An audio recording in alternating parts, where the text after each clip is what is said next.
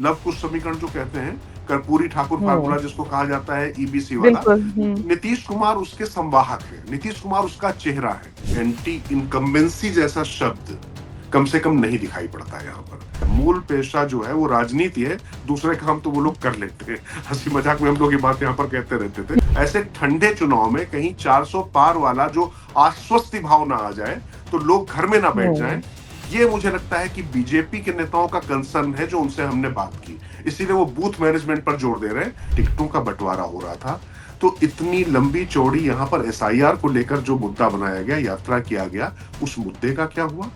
क्या उस मुद्दे पर यहाँ पर वोट पड़ रहा है? कि पिता लालू जी सक्रिय होते हैं, वो एक अलग तरीके से वो अपनी रणनीति बनाते हैं, और कांग्रेस के जो यहाँ पर प्रभारी बनाए गए हैं कृष्णा लवुरु, उनको कमरे के बाहर बैठाकर अशोक गहलोत जो यहाँ पर भेजे गए हैं, उनसे वो बातचीत करते हैं कमरे में।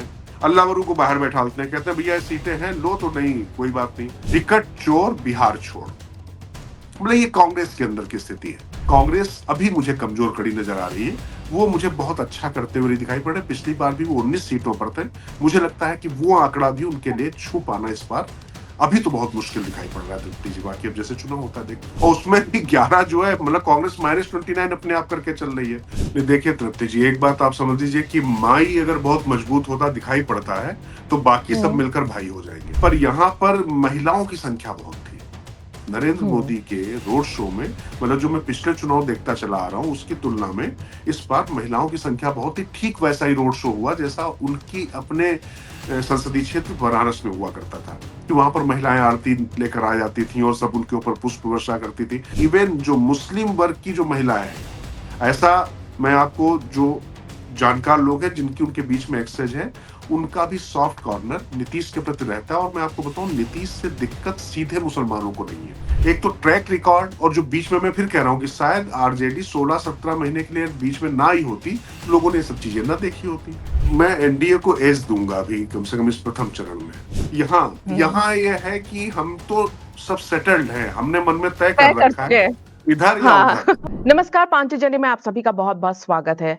बिहार के चुनाव अब पूरी सरगर्मी पर हैं। सारी राजनीतिक पार्टियां मैदान में हैं। चुनावी पोस्टर्स पूरे बिहार में देखे जा सकते हैं। लेकिन जमीनी हकीकत क्या है? चुनावी पोस्टर से अलग जन भावनाएं क्या हैं? सड़क पर लोग क्या सोच रहे हैं? उम्मीदें क्या हैं उम्मीदवारों से? इन सब पर चर्चा करने के लिए आज हमारे साथ हैं वरिष्ठ पत्रकार राजकिशोर जी, जो इस समय बिहार में हैं और पूरे बिहार में घूमकर जनता का मूड भांपने की कोशिश कर रहे हैं।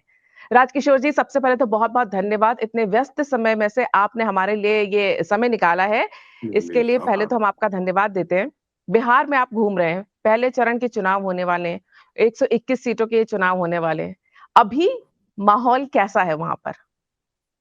तृप्ति जी, मैं सच बताऊं, ये अद्भुत चुनाव कई लिहाज से बिहार का। मैंने बिहार के कई चुनाव कवर किए, लगभग ये 2005 के बाद से तो मानकर चलिए कि चाहे लोकसभा चुनाव हो चाहे विधानसभा चुनाव हो, उनमें आना होता ही रहा है। 2005 से रेगुलर हूं यहाँ पर। लेकिन ये चुनाव थोड़ा अद्भुत है। इतना साइलेंट चुनाव मैंने नहीं देखा तृप्ति जी। जितना शोर, जितना हंगामा आपको नेशनल मीडिया में दिखाई पड़ रहा है, जितनी बातें हो रही बिहार चुनाव को लेकर, और ऐसा नहीं है कि बिहार में मुद्दे नहीं है या बिहार में बात नहीं है, बिहार में चर्चा नहीं होती, लेकिन इस बार पूरा चुनाव बहुत जो मुखर होकर दिखाई पड़ता था, बहुत शोर होता था। मैं ये कहूं कि बिहार के चुनाव बड़ा वाइब्रेंट होता था। हर आदमी बड़ा वोकल है, अभी भी बात करेंगे तो आपको मिल जाएंगे। लेकिन वो जो स्वतः स्फूर्त एक दिखाई पड़ता था माहौल, वैसा नहीं दिखाई पड़ा। इसलिए ये चुनाव अपने आप में अद्भुत है। और 20 साल कोई सरकार, एक चेहरा यहाँ पर रहा हो। अपवाद स्वरूप थोड़े समय के लिए जीतन राम मांझी थे, बीच में 16 हुँ, महीने 17 महीने के लिए नीतीश जी आरजेडी के साथ में थे। लेकिन एक चेहरा जो लगातार चलता चला आ रहा था। और मैं आपको बताऊं, 2020 के चुनाव में भी नीतीश कुमार को लेकर नाराजगी दिखाई पड़ती थी, एंटी इनकम्बेंसी दिखाई पड़ती थी, उनके ऊपर अंडे फेंक फेंक के मारे गए थे। लेकिन इस बार ऐसा कुछ नहीं दिखाई पड़ा। ऐसा क्यों है? अब ये तूफान से पहले का सन्नाटा है, कुछ लोग इसको इस तरीके से भी परिभाषित कर रहे हैं। लेकिन तूफान से कम कहीं कुछ माहौल वैसा दिखना चाहिए। यहां पर स्थिति यह है कि नीतीश के प्रति एक कृतज्ञता भाव, एक करुणा भाव, ये ज्यादातर लोगों में जो उनके खिलाफ भी हैं। तो इसके बाद बात करें तो भारतीय जनता पार्टी ने जिस तरीके से पूरे एनडीए के चुनाव की कमान हाथ में ले रखी है, कमान में लेने से आशय वो बीजेपी की बात ही कभी नहीं कर रहे हैं, वो सिर्फ एनडीए की बात कर रहे हैं। आप याद करिए संकल्प पत्र में इस तरीके से कभी भी सारे दल के प्रतिनिधि इकट्ठे हो और एक संकल्प पत्र इस तरीके से आया, वो ऐसा होता नहीं रहा है, वो भी उन्होंने किया है। तो मैं इस लिहाज से थोड़ा इसको अलहदा मानता हूं। हाँ, एक चीज मैं दिखाना चाहूंगा, जिन 121 सीटों की आपने बात की थी, देखिए एक ये चार्ट है जी मेरे हाथ में, अगर इसको जी आप देखेंगे तो 121 सीटों में ये जो बीच का जो पीले रंग वाला इलाका है, इनमें चुनाव है प्रथम चरण में, और दूसरे चरण में पूरा सीमावर्ती इलाका है, चाहे वो यूपी से लगा हुआ हो, हम्म चाहे झारखंड से लगा हुआ हो, चाहे नेपाल से लगा हुआ। अब ये जो बिल्कुल बीच में जो दिल वाला जो मामला है, ये एक तरीके से देखा जाए तो काफी महत्वपूर्ण भी है सत्ताधारी दल के लिए। यहां पर किस तरीके से वो अपना पूरा परफॉर्म कर पाते, ये एक देखने वाली बात है। तो मैं अगर इसको अभी तक देख के कहूं कि बहुत वोकल नहीं है, लेकिन अंडर करंट बहुत ज्यादा है। जब थोड़ा सा गहरे बैठिए, थोड़ा बात करिए, थोड़ा कुरेदना पड़ता है, तो फिर लोग बोलने को तैयार होते हैं।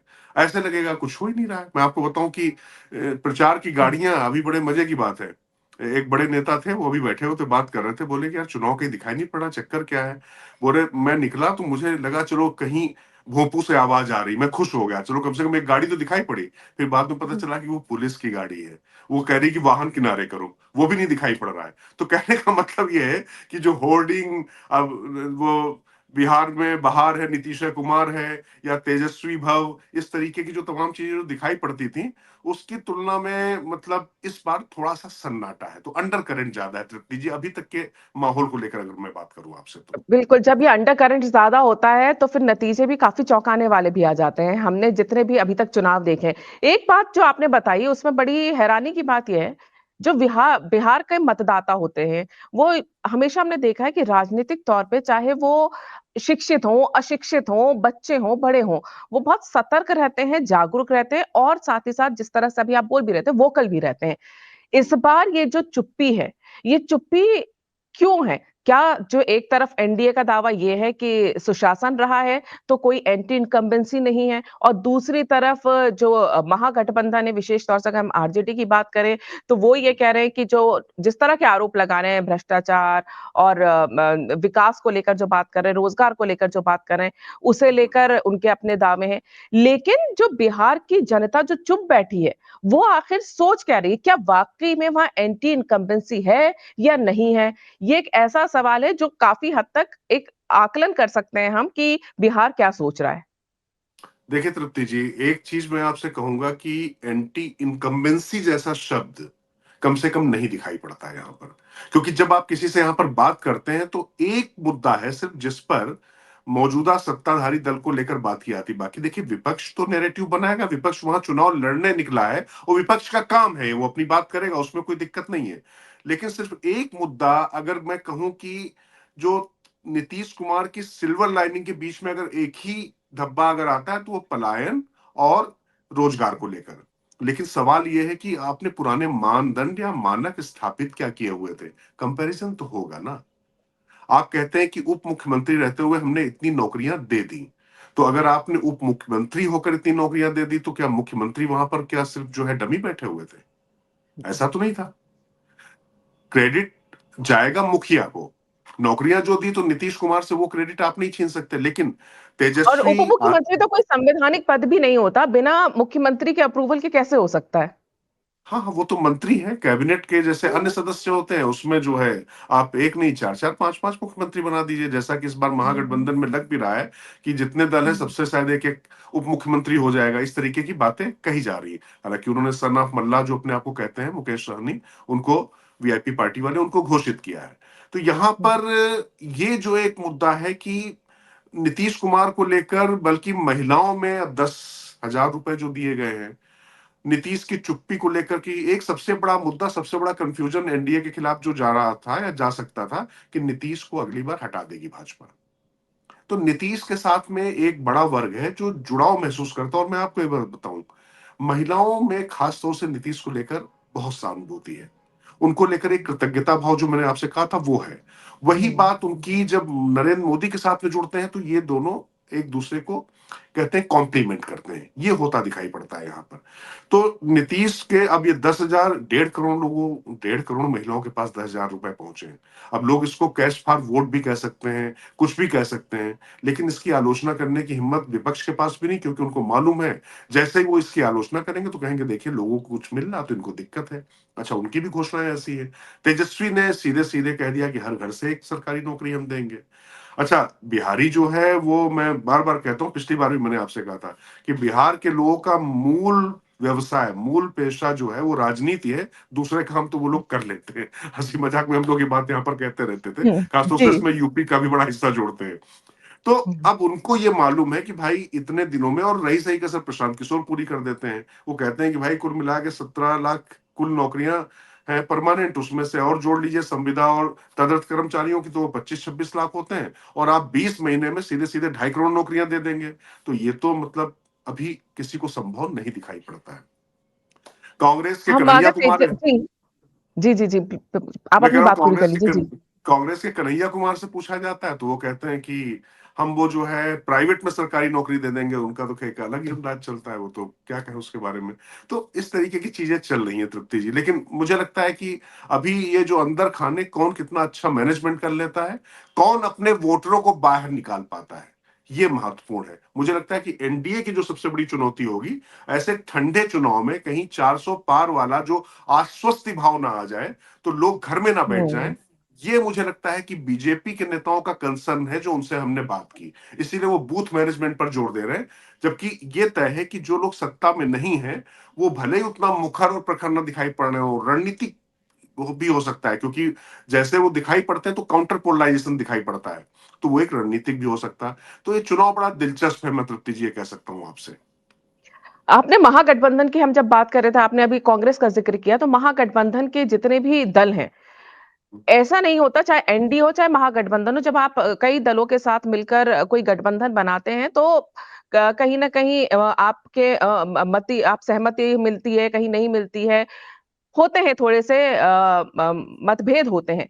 लेकिन अगर महागठबंधन की बात करें, तो वो गठबंधन इसलिए महत्वपूर्ण हो जाता है क्योंकि उसमें एक क्रेडिबिलिटी की कमी लगती है। क्या बिहार की जनता ये समझती है? क्या इस गठबंधन को लेकर उनके सोच क्या है? सिर्फ आरजेडी को लेकर वो सोचते हैं? क्योंकि कांग्रेस का हम पिछले अगर आप देखें 2-3 दशक से क्या हाल है बिहार में, और राहुल गांधी की भूमिका यहाँ बहुत महत्वपूर्ण हो जाती है। क्योंकि ऐसा जितने भी चुनावी विशेषज्ञ हैं वो ये आकलन भी कर रहे हैं कि राहुल गांधी जिस तरह के भाषण या बयानबाजी वहां पर कर रहे हैं बिहार में, बिहार की जनता उससे रिलेट नहीं कर पा रही है। हालांकि कल वो मछुआरों के साथ पानी में कूद गए थे, ये स्टंट उन्होंने पहले भी कई बार किए हैं, लेकिन क्या ये स्टंट बिहार की जनता का दिल जीत पाएंगे? देखिए तृप्ति जी, है क्या कि मैं ये नहीं कहूंगा कि प्रतीकात्मक राजनीति का महत्व नहीं होता, प्रतीकों का बड़ा महत्व होता है, लेकिन उससे ज्यादा महत्वपूर्ण है कि उन प्रतीकों से पहले आपकी क्रेडिबिलिटी क्या है, आपकी निरंतरता क्या है, और आपने वाकई इस विषय में अब तक किया क्या है। मुकेश सहनी, चूंकि वो निषाद या जो मल्लाह कह लेते हैं, उन कम्युनिटी से आते हैं, उनको रिप्रेजेंट करते हुए दिखाई पड़ते हैं, उनके साथ वो जाते हैं, वो करते हैं, तो उनके बीच में वो अपने आप को दिखाने के लिए वो कर सकते हो, जी। में कोई दिक्कत नहीं। लेकिन इससे वोट मिल जाएगा या सिर्फ इससे वोट मिल जाएगा, मुझे लगता है कि ये थोड़ा सा अति आशावाद है।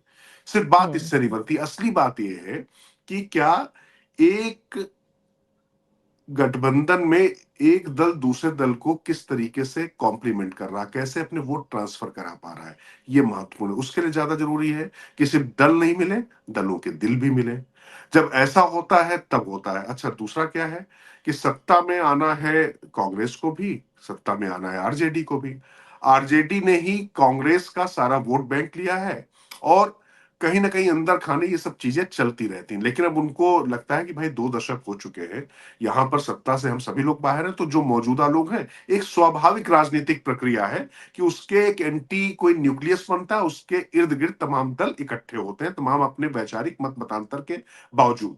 इसको माना जा सकता है। लेकिन क्या जब सीटों का बंटवारा हो रहा था, टिकटों का बंटवारा हो रहा था, तो इतनी लंबी चौड़ी यहां पर एसआईआर को लेकर जो मुद्दा बनाया गया, यात्रा किया गया, उस मुद्दे का क्या हुआ? क्या उस मुद्दे पर यहां पर वोट पड़ रहा है। तेजस्वी ने लगभग उसके बाद में इस मुद्दे से दूरी बना ली, क्योंकि उन्होंने रोजगार वोट पर चोरी। और अपने जी। वोट से, हाँ, अपने सामाजिक समीकरणों पर फोकस किया, क्योंकि उनको मालूम था कि यहाँ पर जो है यही सब मुद्दे काम करेंगे, क्योंकि जिन 65 लाख वोटों की बात की जाती है, सबकी बात की जाती है, कुल मिला के 300 लोग भी, 3000 लोग भी नहीं दिखाई पड़ते हैं जो आ रहे हो कह रहे हो कि उनका वोट काट दिया गया है। तो वाकई अगर वोट कटा हुआ होता तो वो दिखाई पड़ता ना, लोग आते ना। तो वो मुद्दा उस तरीके से यहाँ पर बन नहीं पाता है। लेकिन राहुल गांधी ने, ये है कि जब ये यात्रा निकाली, सब किया, तो वो लाइमलाइट में आ गए, वो पूरा शो जिसको कहते हैं कि महफिल वो लूट ले गए। तेजस्वी उस समय तेजहीन दिखाई पड़े।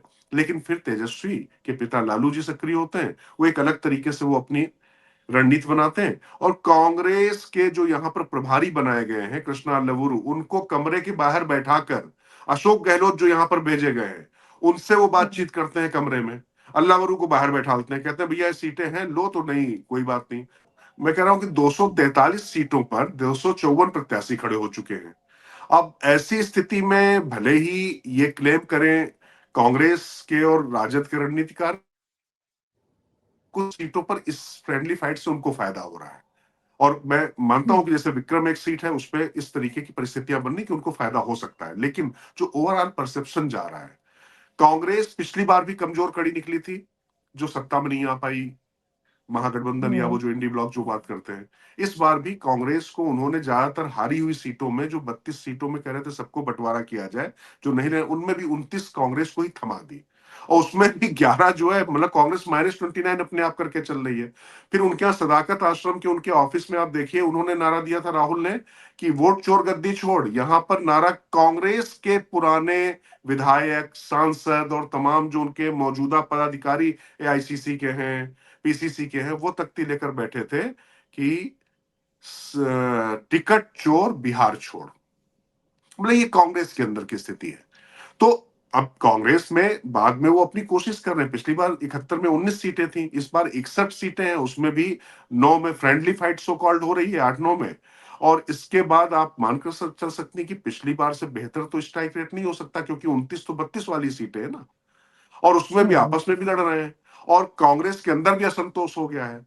तो ये सब जो राहुल गांधी ने जो प्रतीकों की राजनीति की है, तो हो सकता है कि इससे लोगों के बीच में बात करने में, एक नैरेटिव बनाने में, गढ़ने में उनको मदद मिल जाए। लेकिन जमीन पर जब चुनाव लड़ना है, तो फिर कैसे करेंगे। और एक बात और तृप्ति जी, इस पूरे मतलब उसमें जी। मैं देख रहा हूं, एनडीए सीट वार नहीं लड़ रहा है, एनडीए पूरे प्रदेश में एक जैसा चुनाव लड़ रहा है। महागठबंधन में सीट के हिसाब से, अब ये रणनीतिक भी हो सकता, मैं नहीं कह रहा हूं कि मतलब ये कोई बहुत गलत हम्म। पॉलिसी है, लेकिन ये सीटों के हिसाब से वो अपनी रणनीति बना रहे हैं। वो एकजुटता और जो पूरा लगता है ना कि पूरा आत्मा से सब लोग लग हम्म। गए हो, वैसी स्थिति कम से कम अभी दिखाई नहीं पड़ रही है महागठबंधन जी, क्योंकि बिहार की राजनीति की जब हम बात कर रहे थे राजकिशोर जी, तो हमेशा हमने देखा गया है कि जातिगत समीकरण जो है वो बहुत ही बारीकी से देखे जाते हैं और जो टिकटों का बंटवारा होता है उसमें इस चीज का बहुत ध्यान रखा जाता है। महागठबंधन में भी हमने देखा जो टिकटों के बंटवारे किए गए उसमें जातिगत समीकरण काफी ध्यान में रखा गया है। में। भले ही चुनावी वादों में आप रोजगार की बात करें, आप विकास की बात करें, सुशासन की बात करें या जंगल राज की जो पक्ष विपक्ष की बातें हैं, लेकिन जातिगत समीकरण सबसे ज्यादा महत्वपूर्ण होता है। ऐसे में जब हम एनडीए को देखते हैं तो इस बार हम चिराग पासवान या उमेश कुशवाहा को देखें जिन्हें मैनेज करने में काफी हद तक सफल रहे हैं मोदी जी और नीतीश कुमार। पिछले बार जिस तरह से उन्होंने एक साथ अपने उम्मीदवार उतार दिए थे, इस बार साथ आ गए। तो एक यहाँ पर एनडीए अपने घटक दलों को साथ लेकर चलना, उनको उनके हिसाब से मैनेज करना जानता है। वहीं महागठबंधन की हम बात करें, तो क्या आपको लगता है कि जातिगत समीकरण के आधार पर ये जो एम वाई फैक्टर आरजेडी के लिए है या जाति के हिसाब से सीटों के जो बंटवारे किए हैं, वो उनको फायदा देगा? किस तरह की राजनीति है? आम आदमी क्या सोचता है वहां का? क्या वो रोजगार, विकास और महिला सुरक्षा या जंगल राज से बचना है, इन चीजों पर ध्यान देता है या वो आज भी वही जातिगत समीकरण के हिसाब से ही चलना चाहता है? नहीं, देखिए तृप्ति जी, एक बात आप समझ लीजिए कि माई अगर बहुत मजबूत होता दिखाई पड़ता है, तो बाकी सब हम्म। मिलकर भाई हो जाएंगे। ये सीधा सा हिसाब किताब है यहाँ पर, इसमें कोई दो राय नहीं है। और मुझे लगता है इसीलिए महागठबंधन, खासतौर से आरजेडी ने, मतलब लोग उसको कह रहे हैं कि तेजस्वी उस तरीके से दिखाई नहीं पड़ रहे हैं। पिछली बार उनकी सभाओं में बहुत भीड़ जा रही थी, सब कुछ हो रहा था, ये सच भी है काफी हद तक। वो चीजें नहीं दिखाई पड़ी। मैंने कहा ना कि वो उतना तेजस्वी नहीं दिखाई पड़ रहे हैं, वो भले ही तेजस्वी प्रण उन्होंने लिया हो, लेकिन शायद वो इस बार जो मैनेजमेंट है उस पर ज्यादा ध्यान दे रहे हैं, ऐसा भी लोग कह रहे हैं यहाँ पर वो मैनेजमेंट ऐसा ना कि अब बूथवार जाकर तो दिल्ली से आकर एक पत्रकार के लिए थोड़ा सा मुश्किल हो जाता है, पर फील्ड में हम्म। पिछली बार वो करंट या स्पार्क दिखाई पड़ता था जब हम लास्ट टाइम आए थे, कि तेजस्वी को लेकर देखने सुनने और उनके साथ चलने की एक होड़ लगी दिखाई पड़ती थी। वो कम से कम अभी ऊपर नहीं दिखाई पड़ रही है। अब जैसे कल मैं आपको बताऊं, कल दो इवेंट थे यहाँ पर। एक प्रधानमंत्री नरेंद्र मोदी का रोड शो था, हम्म। उसमें एक खास बात थी। हालांकि महागठबंधन के लोग आरोप लगा रहे हैं कि उसमें भीड़ लाई गई थी, लेकिन अब लाई गई थी या खुद आई थी ये तो ला तो सभी सकते हैं, सभी लाते हैं। पर यहां पर महिलाओं की संख्या बहुत थी नरेंद्र हम्म। मोदी के रोड शो में। मतलब जो मैं पिछले चुनाव देखता चला आ रहा हूं उसकी तुलना में इस बार महिलाओं की संख्या बहुत ही ठीक वैसा ही रोड शो हुआ जैसा उनकी अपने संसदीय क्षेत्र बनारस में हुआ करता था, कि वहां पर महिलाएं आरती लेकर आ जाती थी और सब उनके ऊपर पुष्प वर्षा करती थी। इसमें निश्चित तौर पर कार्यकर्ताओं का बहुत माहौल होता है, सब होता है। पर ऐसा लगा कि शहरी क्षेत्र की और ग्रामीण क्षेत्र की महिलाएं भी मोदी को देखने के लिए आई थी, क्योंकि उनको लग रहा है कि शायद 10,000 रुपए, चूंकि नीतीश के तरफ से बयान भी दिला दिया गया कि ये दे दिया गया, और जो अच्छा अपना जो है मॉडल बनाकर भेजेंगे उनको 10 लाख रुपए दिए जाएंगे। तो एक संभावनाओं के वहां द्वार खुलते दिखाई पड़ते हैं। महिलाओं के एम्पावरमेंट को लेकर मैंने आपसे पहले भी कहा कि नीतीश और मोदी का दोनों का इनक्रेडिबल रिकॉर्ड रहा है। तो इसलिए मैं फिर कह रहा हूं कि महिलाओं में, इवन जो मुस्लिम वर्ग की जो महिलाएं हैं, ऐसा मैं आपको जो जानकार लोग हैं जिनकी उनके बीच में एक्सेस है, उनका भी सॉफ्ट कॉर्नर नीतीश के प्रति रहता है। और मैं आपको बताऊं, नीतीश से दिक्कत सीधे मुसलमानों को नहीं है, लेकिन हाँ, भाजपा के साथ चूंकि वो दिखाई पड़ते हैं और अब उनको लगता है कि भाजपा पूरी तरीके से यहाँ डोमिनेट कर रही है, तो वो आरजेडी के पक्ष में खड़े दिखाई पड़ रहे हैं। इसमें कोई संशय नहीं होना चाहिए कि वो वोट एनडीए की तरफ आने वाला है। लेकिन जो कोशिश तेजस्वी की थी, अखिलेश यादव की तरह जो यूपी में उन्होंने किया था पीडीए बनाकर, कि उसी तरीके से ईबीसी में वो सेंध लगा पाए, हम्म। वो एक बड़ा फैक्टर है। मुझे लगता है कि उसको साधने के लिए आपने चिराग पासवान का अच्छा नाम लिया, उपेंद्र कुशवाहा का अच्छा नाम लिया। चिराग हम्म। पासवान ने पिछली बार माना जाता है कि 28 से 30 सीटें नीतीश को हरवा दी थी। इस बिल्कुल, बार ईबीसी पूरा उनके पास था, सही बात है। दलित और जो उनका था पूरा जो हम्म। दलित उनका पासवान, और वो था दुसाध वोट जो यहाँ पर कहा जाता है, वो उनके साथ में रामविलास पासवान की अपनी एक लीगेसी है, वो उनके साथ में जुड़ा हुआ था। और एक बात ध्यान रखिएगा, जो नीतीश से नाराज भाजपाई थे वो भी चिराग के साथ चले गए थे जहां पर जेडीयू लड़ रही थी। तो इसलिए भाजपा और ये जो साथ आना चिराग का और उपेंद्र कुशवाहा का, उस लिहाज से ये महत्वपूर्ण है। क्योंकि लव तो खुद लव कुश समीकरण जो कहते हैं, कर्पूरी ठाकुर हम्म। फार्मूला जिसको कहा जाता है, ईबीसी वाला, बिल्कुल। नीतीश कुमार उसके संवाहक है, नीतीश कुमार उसका चेहरा है। और लालू से वो इसी बात पर अलग हुए थे कि भाई ओबीसी से ईबीसी को अलग करिए, क्योंकि उनको वो हक मिल नहीं पा रहा है। तो ये जो लव कुश और दुसाध, ये जो समीकरण साधने की कोशिश की गई है, ये एक सिर्फ कागजी नहीं है, जमीन पर इसका यहाँ पर महत्व है। और मुझे लगता है ये महत्वपूर्ण है। हालांकि तेजस्वी की तरफ से भी बहुत कोशिश की गई है, टिकटों के वितरण में ये दिखाने की कोशिश की गई है। पर मैं फिर आपसे कह रहा हूं कि इस मामले में हम्म। कांग्रेस अभी मुझे कमजोर खड़ी नजर आ रही है। वो मुझे बहुत अच्छा करते हुए नहीं दिखाई पड़ रहे। पिछली बार भी वो 19 सीटों पर थे। मुझे लगता है कि वो आंकड़ा भी उनके लिए छू पाना इस बार अभी तो बहुत मुश्किल दिखाई पड़ रहा है तृप्ति जी। बाकी अब जैसे चुनाव होता है देखते हैं। जी। राजकिशोर जी, बस आखिर के 2 सवाल मैं आपसे ज़रूर पूछूँगी, क्योंकि हम यहाँ पर बैठे हैं, अगर दिल्ली में बैठकर बात करें तो हम जितनी भी हमें यहाँ पर रिपोर्ट्स मिल रही हैं, वहाँ से वो बात यही होती है, सुशासन वर्सेस जंगल राज। हमने हम्म, एनडीए के जितने भी बड़े-बड़े नेताओं के, चाहे वो मोदी जी हों, अमित शाह जी हों, इनकी चुनावी रैलियों में भी देखा है कि वो बिहार की जनता को जंगल राज याद दिलाना नहीं भूल रहे हैं। और वाक़ई में वो कैसा था, आप और हम तो जानते ही हैं, पर जो युवा पीढ़ी, क्योंकि युवाओं की संख्या इस समय बहुत ज़्यादा है बिहार में, उनको ये चीज़ याद दिलाते हैं। क्या वाक़ई में इस चीज़ का प्रभाव पड़ रहा है? और क्या जब तेजस्वी यादव वहाँ पहुँचते हैं अपने चुनावी सभाओं में, जो आप कह रहे हैं कि उतनी भीड़ भी नहीं दिख रही है, क्या आपको ऐसा लगता है कि वो कन्विंसिंग पावर नहीं है तेजस्वी यादव के अंदर, कि वो जो 20 साल पहले का, जो 15 साल का शासनकाल था, उनके पिताजी लालू और माताजी राबड़ी का, उसपे जो दाग लगे हैं जंगल राज के, वो मिटा पाएँ या भरोसा जीत पाएँ? नहीं तृप्ति जी, ये देखिए बहुत महत्वपूर्ण और बड़ा टेक्निकल सवाल। जब मैं आया यहाँ पर तो मेरे मन में भी ये सवाल था, क्योंकि प्रधानमंत्री नरेंद्र मोदी ने मुझे, मैंने एक खबर भी की थी, और उसमें उन्होंने अपनी टीम से कहा कि भाई देखिए, जंगल राज जो है ये 20 साल पुरानी बात है।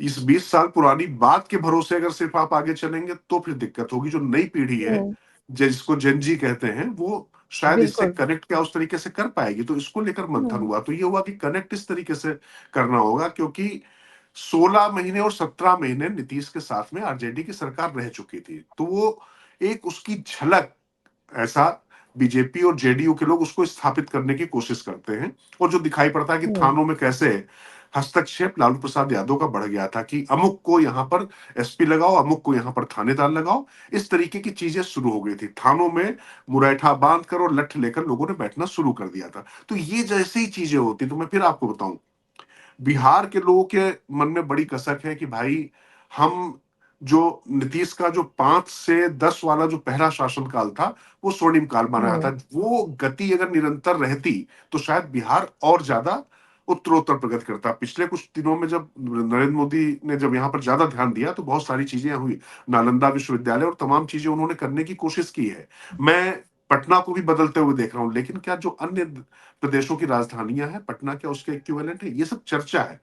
लेकिन ये जो एस्पिरेशनल जो बंदा है, उसको भी मालूम है कि अगर लॉ एंड ऑर्डर ठीक नहीं होगा तो ये सब करके हम करेंगे क्या, ये हो भी नहीं पाएगा। तो इसलिए उनके मन में ये मुद्दा है कि भाई रोजगार, अच्छा एक और बड़ा मुझे लगता है कि सेल्फ गोल कर रहे हैं। एक तरफ तो आप रोजगार की बात करते हो, दूसरा आप अडानी अंबानी को गाली देना शुरू कर देते हैं। यहाँ हुँ, लोगों को अडानी या अंबानी से कोई सहानुभूति नहीं है। कोई भी जो बड़ा आदमी होता है, उसको लेकर जो गरीब और जो आम आदमी होता है, उनको लगता है कि अरे ये सब तो ऐसे ही हैं, उनके प्रति नहीं। लेकिन उनको हुँ, यह मालूम है कि अगर इंडस्ट्री नहीं आएगी तो फिर यहां पर क्या होगा। बिहार से इंडस्ट्री गई, उसके बाद ही तो उसका जो है राजनीतिक क्या सामाजिक अवसान शुरू हुआ। वहां पर दरिद्रता का भाव शुरू हुआ, लोगों को बाहर जाना पड़ा। तो जब आप सवाल उठाते हैं कि इतने लोग बाहर अभी भी जा रहे हैं, आ रहे हैं, तो ये मुद्दा है लोगों के बीच में। इस मुद्दे को सबसे ज्यादा उठाया प्रशांत किशोर ने।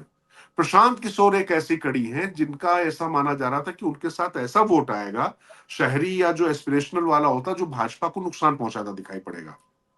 मुझे लगता है कि वो भाजपा और जदयू के लिए वो चिंता का विषय था। लेकिन चुनाव जैसे जैसे आगे बढ़ रहा है, प्रशांत किशोर की तारीफ करने वाले लोग भी, प्रशांत किशोर के मुद्दों का समर्थन करने वाले लोग भी, वो भी ये कहते हैं कि आखिर जीतेंगे तो है, नहीं जीतेगी तो जाती ही।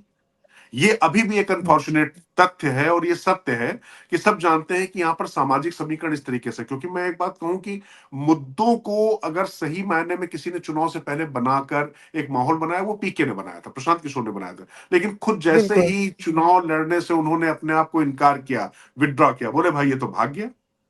अच्छा, बिहार के लोग बड़े सेंटिमेंटल होते हैं, और एक चीज पकड़ ली तो फिर पकड़ ली। अब आरक्षण का मुद्दा ही पकड़ लिया था, जब पिछली बार राष्ट्रीय स्वयंसेवक के सरसंघचालक मोहन भागवत जी ने कहा था कि इसकी करने की बिल्कुल। जरूरत होती, तो माना जाता है कि उसका भी बड़ा फर्क पड़ा था।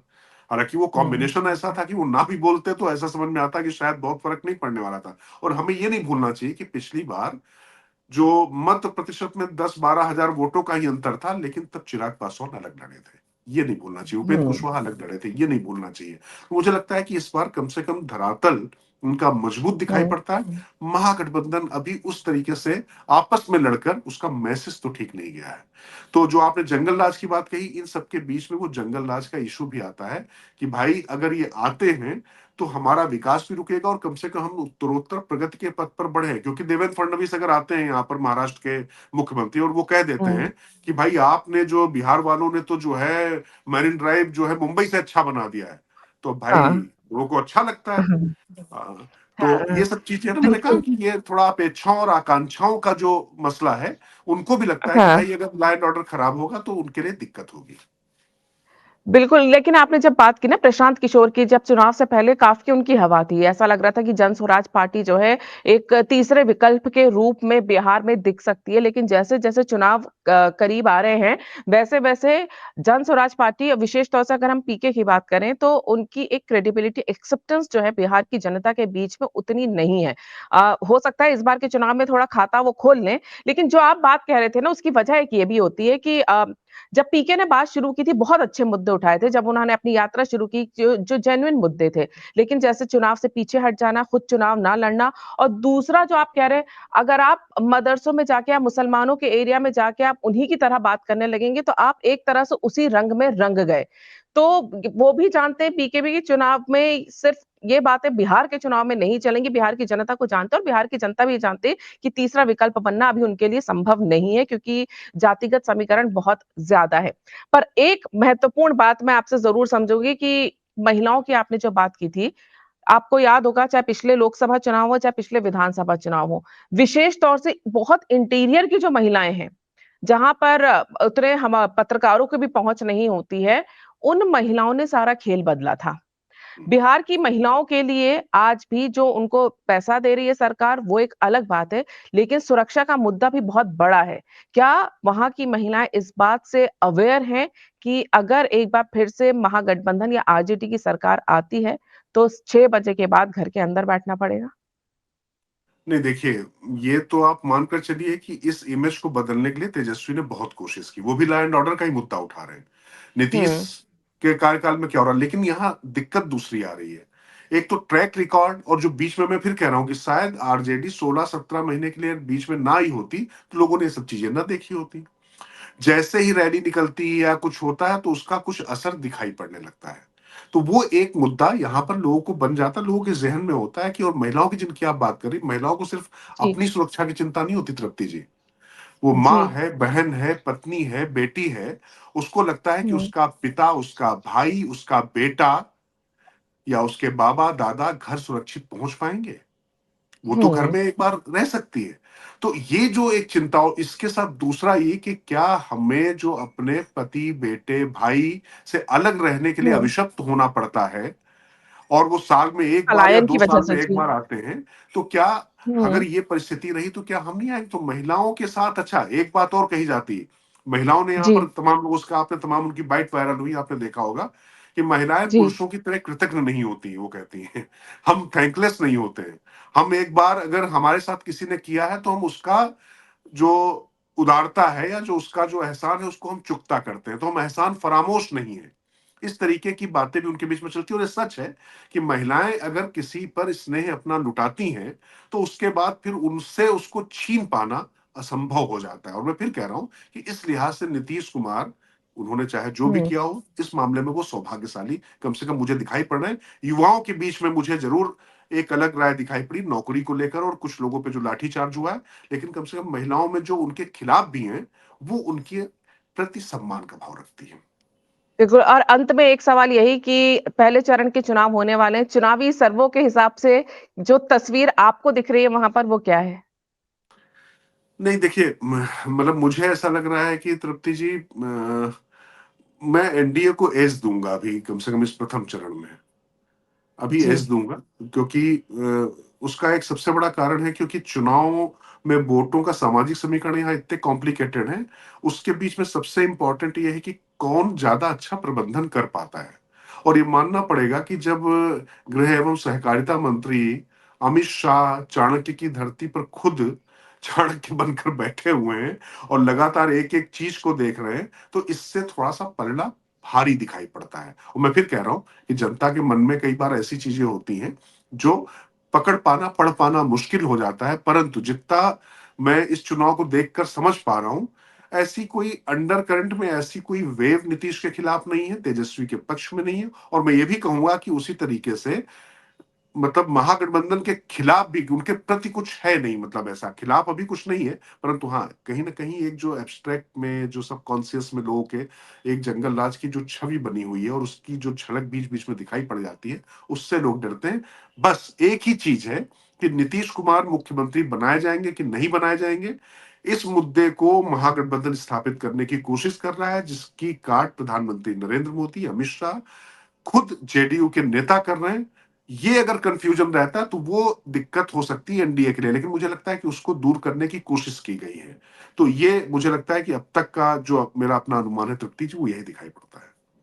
बिल्कुल, क्योंकि अमित शाह ने ये शायद परिस्थिति भाँप ली थी और साफ-साफ बोला था कि ये चुनाव बिहार का चुनाव हम मोदी जी और नीतीश जी के नेतृत्व में लड़ रहे हैं। तो इससे एक क्लियर मैसेज देने की कोशिश की थी उन्होंने, और जो महागठबंधन भ्रम फैलाने की कोशिश कर रहा था, उसे भी उन्होंने वहाँ पर तोड़ने की कोशिश की थी। लेकिन एक आपने बहुत महत्वपूर्ण बात की, जो कि बिहार के जो कैरेक्टर से बिल्कुल ही अलग है, वेरी अनलाइक बिहार कैरेक्टर, कि साइलेंट वोटर होते जा रहे हैं। अब वो लोग बोल नहीं रहे, क्योंकि ऐसी परिस्थिति हमने पश्चिम बंगाल के विधानसभा चुनाव में अभी जो पिछले हुए थे, तब देखी थी कि उनके पास जाओ तो ज़्यादा खुलकर नहीं बोलते थे, नहीं अपने मन तृप्ति जी, में रखते थे। दोनों में थोड़ा सा अंतर है, चूंकि वहां भी गया था। बस अंतर मैं आपको बता दूं, वो मौन बताइए हाँ। थे, वो मौन थे और वो वो सहमे डर हुए के थे, मारे मौन थे। वो डर हाँ? में थे। यहाँ हुँ। यहाँ ये है कि हम तो सब सेटल्ड हैं, हमने मन में तय तय कर कर रखा चुके है, हैं। इधर या हाँ। उधर। मुझे यहाँ पर चूंकि वो आप करते रहिए, तो मुझे लगता है कि यहाँ पर फ्लोटिंग वोट बहुत ज्यादा नहीं होने वाला है। वहां तो हुँ, भय था, वहां भयाक्रांत लोग थे। बिल्कुल। जब उनके साथ अकेले में जब मिलने की कोशिश करिए, मैं आपको बताऊं, जब वहां हुँ। पश्चिम बंगाल में गांव में गया, चूंकि विषयांतर हो जाएगा, तो आपको बताऊं जी, जी। वहां पर जो एक हर गांव में पश्चिम बंगाल की तृणमूल सरकार ने एक लोकल पुलिस टाइप की जो एक समांतर पुलिस रखी थी, उसका नाम कुछ उन्होंने रखा हुआ, तो मैं भूल रहा हूँ। हुँ। वो तुरंत खड़ा होकर देखने लगता था और धीरे धीरे लोग छटने लगते थे। तो ये भय का माहौल था। लोगों में मैं संदेह जिस रहता था ना कि हम जिससे बात कर रहे हैं, कौन टीएमसी का निकल जाए, कौन हमला कौन कर दे, थे? क्योंकि वहाँ तो हिंसा का पूरा इतिहास है। तो हाँ, अंत में यही मैं आपसे, हाँ, बिल्कुल यही बात है। सही बात है, और बिहार की जनता के जिस तरह से आपसे बातचीत की है, एक चीज़ तो ये तय है कि लॉ एंड ऑर्डर बहुत महत्वपूर्ण हो जाता है, और बिहार के सामने उत्तर प्रदेश का उदाहरण सबसे बड़ा है। जब तक लॉ एंड ऑर्डर यहाँ बिगड़ा हुआ था, तब परिस्थिति उत्तर प्रदेश की क्या थी? Law and order Yogi ji के राज में कितना सुधरा, ये आंकड़े खुद बयां कर रहे हैं। उसके बाद इन्वेस्टमेंट कितना हुआ है, और जब इन्वेस्टमेंट होगा तो पलायन भी नहीं होगा, जो बिहार के लिए सबसे बड़ा मुद्दा है। चाहे वो महिला हो, चाहे वो पुरुष हो, चाहे वो युवा हो, सबके लिए ये एक बहुत बड़ा मुद्दा है। तो मुझे लगता है कि बिहार की जनता वैसे भी राजनीतिक तौर पे काफी परिपक्व रहती है, तो सोच समझ कर वोट करेगी ही। और पहले चरण के चुनाव के बाद जब दूसरे चरण पे बात होगी, तो हम आपसे फिर से जुड़ेंगे राजकिशोर जी, और बहुत ही आपने गहराई से पूरी जानकारी दी, इसके लिए आपका बहुत-बहुत धन्यवाद। धन्यवाद तृप्ति जी, काफी अच्छा लगा मुझे भी बात करके। लगभग सभी पहलुओं को हमने कवर करने की कोशिश की। बहुत बहुत धन्यवाद आपका मौका देने के लिए। बहुत-बहुत धन्यवाद।